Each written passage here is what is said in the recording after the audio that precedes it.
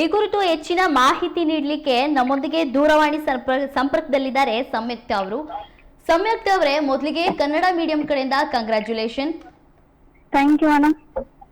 ನನ್ನ ಕುತೂಹಲಕ್ಕೆ ಒಂದು ಪ್ರಶ್ನೆಯನ್ನ ಕೇಳ್ತೀನಿ.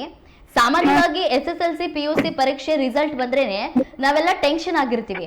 ಬಟ್ ನಿಮ್ಗೆ ಈ ಒಂದು ರಿಸಲ್ಟ್ ಬಂದಾಗ ಯಾವ ರೀತಿ ನಿಮ್ಗೆ ಅನ್ಸ್ತು? ಹೇಗೆ ನೀವ್ ಹೇಗ್ ರಿಯಾಕ್ಟ್ ಮಾಡಿದ್ರಿ?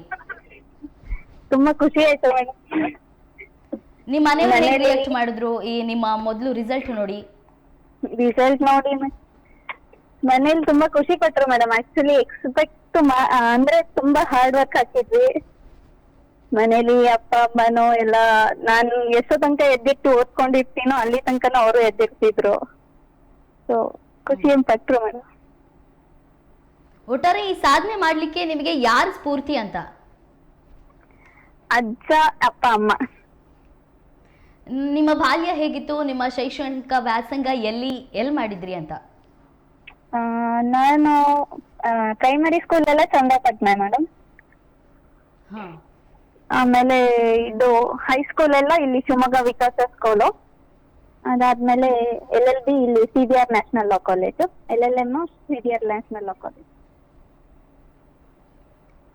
ಈಗ ವಕೀಲರು ಒಂದಷ್ಟು ಜನ ವಕೀಲರು ಇದ್ದಾರೆ. ಅವ್ರ ನೆಕ್ಸ್ಟ್ ಜಡ್ಜ್ ಆಗ್ಬೇಕಂದ್ರೆ ಒಂದಷ್ಟು ತಯಾರಿಯನ್ನ ಮಾಡ್ಕೊಡ್ತಾ ಇರ್ತಾರೆ. ಅವರಿಗೆ ನೀವು ಯಾವ ರೀತಿ ತಯಾರಿ ಮಾಡ್ಕೋಬಹುದು ಅಂದ್ರೆ ಸಲಹೆನ ಏನ್ ಕೊಡ್ತೀರಿ? ಸಲಹೆ ಅಂದ್ರೆ ಕನ್ಸಿಸ್ಟೆನ್ಸಿ ಮೇಂಟೈನ್ ಮಾಡ್ಬೇಕು ಮೇಡಮ್. ಒಂದಿನ ಓದ್ತೀನಿ, ಒಂದಿನ ಆಮೇಲೆ ಬಿಡ್ತೀನಿ, ಆತರ ಇಲ್ಲ. ಕನ್ಸಿಸ್ಟೆಂಟ್ ಆಗಿ ಓದ್ತಾ ಇರ್ಬೇಕು, ಹಾರ್ಡ್ ವರ್ಕ್ ಇರ್ಬೇಕು. ಎಫರ್ಟ್ಸ್ ಇದ್ರೆ ಏನಾದ್ರೂ ಆಗತ್ತೆ ಮೇಡಮ್.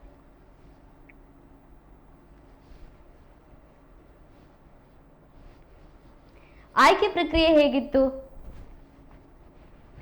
ಫಸ್ಟ್ ಪ್ರಿಲಿಮ್ಸ್ ಎಕ್ಸಾಮ್ ಇರುತ್ತೆ. ಅದರಲ್ಲಿ 1:10 ಸೆಲೆಕ್ಟ್ ಆಗ್ಬಿಟ್ಟು ಮೇನ್ಸ್ ಎಕ್ಸಾಮ್ ಅಲ್ಲಿ ಮತ್ತೆ 1:3 ಆಗಿ ಇಂಟರ್ವ್ಯೂಗೆ ಸೆಲೆಕ್ಟ್ ಆಗ್ತಾರೆ. ಅದಾದ್ಮೇಲೆ ಇಂಟರ್ವ್ಯೂ ಅಲ್ಲಿ ನಮ್ದು ಕ್ಯಾಲಿಬರ್ ಬೇಸಿಕ್ ಎಲ್ಲ ಹೆಂಗಿದೆ ಏನೋ ಅದನ್ನೆಲ್ಲ ನೋಡಿ ಆಮೇಲೆ ಸೆಲೆಕ್ಟ್ ಮಾಡ್ತಾರೆ. ಮೇನ್ಸ್ ಮತ್ತೆ ಇಂಟರ್ವ್ಯೂ ಮಾರ್ಕ್ಸ್ ಎರಡೂನು ಕನ್ಸಿಡರ್ ಮಾಡ್ಬಿಟ್ಟು ಆಮೇಲೆ ಸೆಲೆಕ್ಟ್ ಮಾಡ್ತಾರೆ.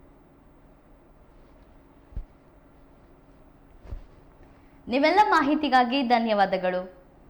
Thank you.